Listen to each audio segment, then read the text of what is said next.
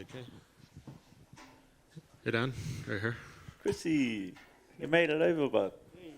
You put me after the big fella, eh? Everyone's like, oh. Dan, how much better does it feel right now, a couple days out from weigh-ins, than it did the last time in London? World's changed.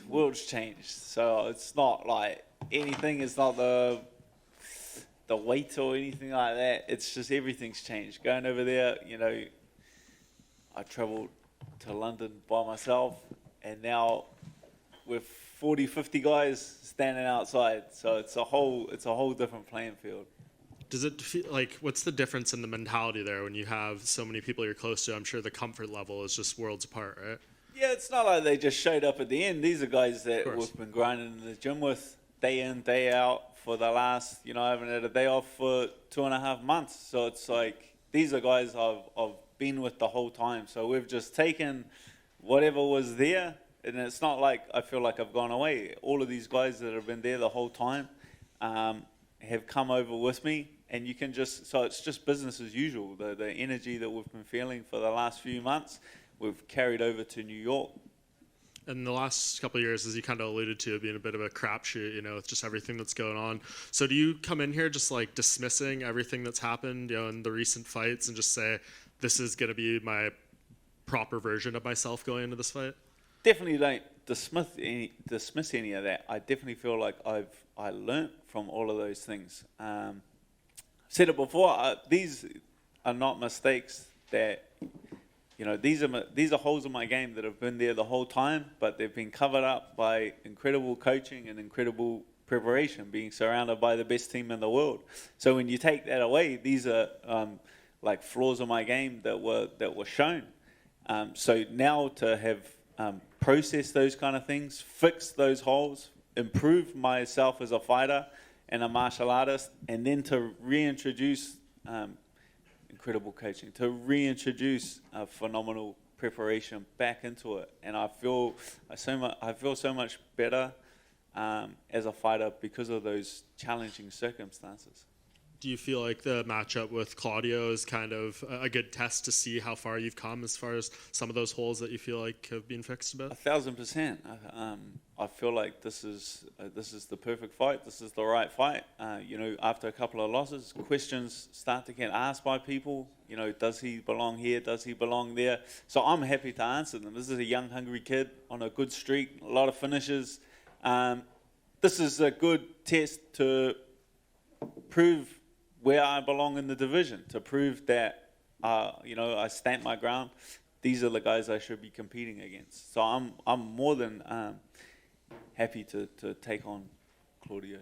And last thing from me, when you fight like a leg lock guy, knee bar guy, kind of like him, who's got a bit of a specialty in that regard, how do you kind of go through the steps of those positions? Because we know with submissions like that, it's the snap of a fingers from you may feel you're okay to your knee's gone or something like that. So how do you kind of navigate that and how you work through those positions if it happens to get there?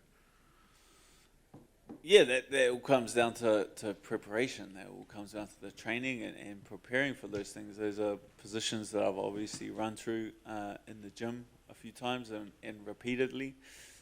So yeah, I'm more than happy with how preparation went, and I'm more than comfortable regardless of where the fight goes.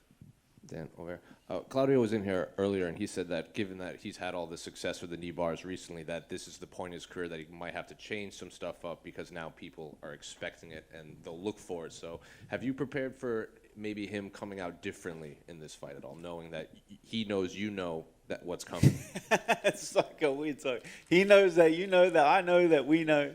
It's yeah, of course I'm not going to think that he only has that. He's looking better and better on the feet. He's a well-rounded fighter, and you reach a certain level where you have to show the depth in your game. You can't just everyone's a killer on the come up. That's just a fact. But once you get to that top 5, top 10, that's where the difficulty lies, and staying consistently at that level for a longer period of time. That's where you need that depth and experience within your game. And Brad's also fighting someone that's a high-level grappler too. Did you do anything specifically together in camp to prepare? Because you're like Izzy's fighting a striker, you guys are fighting grapplers essentially. I would say, Claudio and Brad's opponent are two very different styles of fighter. So, we've got, like, that's the beauty of being from our gym, that we've got, hundreds of people to choose from that we can, my coaches can select the right people for the right thing. So it's not like, definitely been pushing hard with Brad in the gym every single day, but it's not, different opponents. And finally, I've been asking all the fighters at Media Day, this might be Frankie Edgar's last fight in his MMA career. So were you a fan of Frankie coming up, and did you have any favorite memories of Frankie Edgar? Yeah, big fan of Frankie. I feel like, I feel it's a special moment to be a part of, that we get to witness his final fight in, New York, close to home for him. Dan, after a training camp like this, do you think to yourself, man, I've reached the pinnacle of what I can be. This training camp was so hard, I got through it, I'm here. Or do you go through a camp like this and think, well, if I can do it this time, I can improve on it, and I can see there's still room for growth even though I'm operating at such a high level? Oh, you always need that room for growth. The second that you reach a position that you say to yourself that this is it, this is as good as I'm getting, that's only leads to decline. That's a constant mentality. No matter who you are, you need to strive. And it's what our coaches demand from us. They don't strive a good performance. They don't strive a great performance. They demand a perfect performance. That's the only thing that's going to make them happy. So that goal of perfection needs to constantly be there. Obviously, this camp has been what it is, and you guys are in the environment you're in. Is it like only now can you truly appreciate how crazy hard you had it the past 12 months or whatever during the pandemic, and how hard it was for you to train with the cops and everything? Yeah. That's pretty much how it went down. Yeah. I think we all took it for granted. Everyone in the world took how we were living for granted. And especially me, I thought the gym would always be there. I thought, my coaches would always be there. I thought my training partners would always be there. And then to have those restrictions in place that take them away makes you truly appreciate how important and how integral those people are to my success. So that's why I've just invested so much, and I know how important all of these people that are around me. Like everyone here, there's a lot of people, but no one's here for no reason. These are all guys that have sacrificed time away from their families and put their bodies on the line to help me prepare for my goals. So that's why I'm so focused on doing a good job. Dan over here. This card is absolutely loaded, from the first fight of the night all the way to the main event. You're opening up the main card, the pay-per-view card. What does that say, how the UFC views you? Yeah, like the UFC's consistently given me exciting fights throughout my whole career. From my debut till now, I've consistently got great fights and exciting matchups, and that's just, I bring exciting fights to the table. You just talked about all the crew here, the team. Right before you, Brad Riddell's fighting. How hard is it for you to, prepare yourself, get ready for your fight, while also kind of root on your teammate? Yeah, I'm experienced enough that I can kind of put that in a box. I can, take that away. Regardless of his success, I'll be able to stay focused. I know he's going to do incredibly well, but I can, it's the benefit of doing this for so long that you can stay quite emotionally cold and laser focused on your own mission. You recently fought Arnold Allen. He's rising up the rankings, possibly next for a title shot. Your teammate is the champion, Alex Volkanovski, in that division. How do you feel about a matchup between those two? Yeah, that's a good fighter. I feel like Volk's next fight will be the Makachev fight, but once that kind of picture gets sorted out, that's another top contender. Like, these guys need to, put on impressive performances and get the champ some more fights. Dan, just over here to your right, back in 2014 when you debuted, I think only James Tahuna and Mark Hunt were doing things in the UFC from New Zealand. Dylan Andrews. Oh, Dylan Andrews Shout as out. well. There you go. Now 4 guys fighting at Madison Square Garden. Do you ever get a chance to reflect on just how far the sport's come down our way during your career? Yeah, that's something that's very special. That's a special thing to see how far the sport has come, and and I appreciate it as a fan.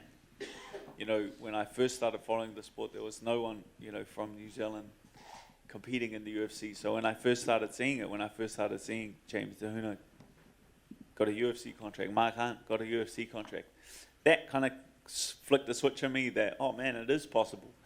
So that's when I started, you know, and then to get the UFC brought home to New Zealand, that's why I nagged so much to be a part of that card, because I wanted to, represent New Zealand inside that octagon. Now you got, 40 guys out here staying out at a mansion in New Jersey. Just did you ever think it would get to this position where you've got so many? Yeah, guys? the boys are getting pretty spoiled. If I'm being honest, we had the other day, we were at the gym training, and then a message came through that like there was going to be a celebrity. There's going to be a celebrity back home. So then the whispers start going around.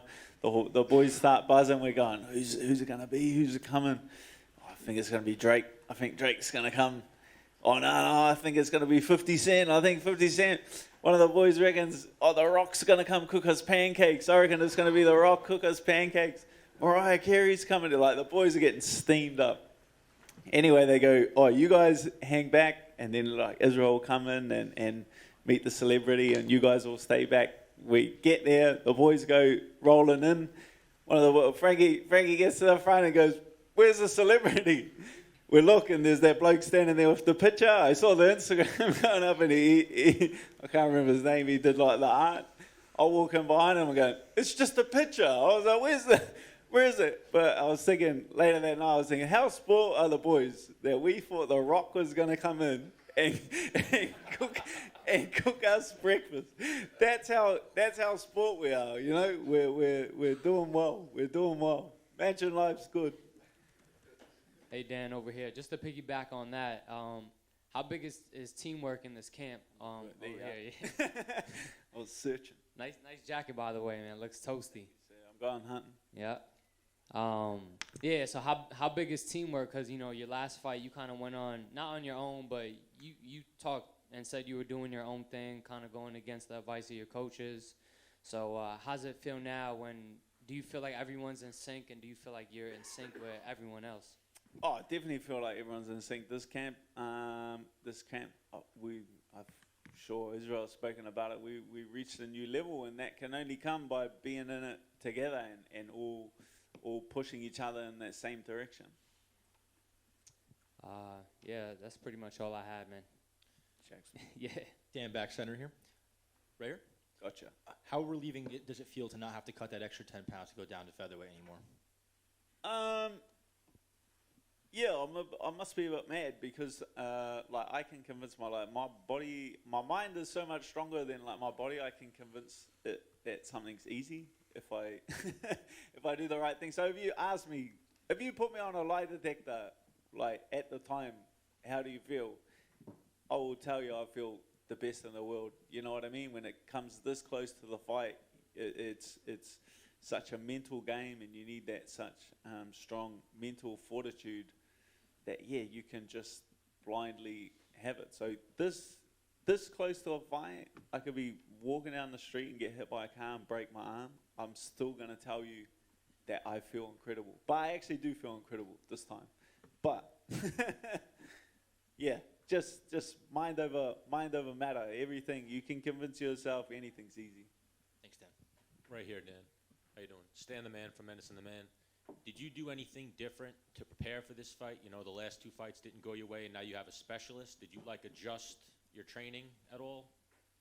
Scooby was helping me out. He's a leg locker at the gym, and he's been in camp with me, helping me out. So it's something that's definitely been ticked off and accounted for.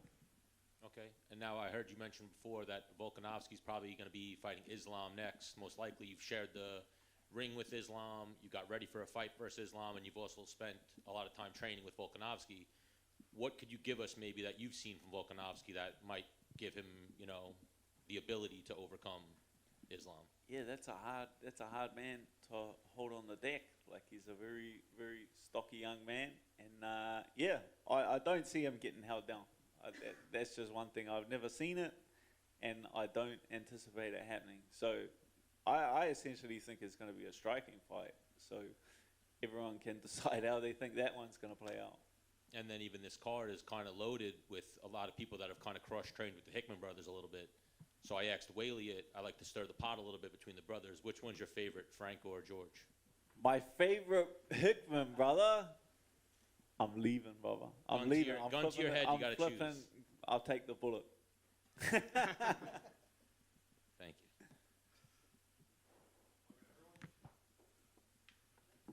Beauty, thanks.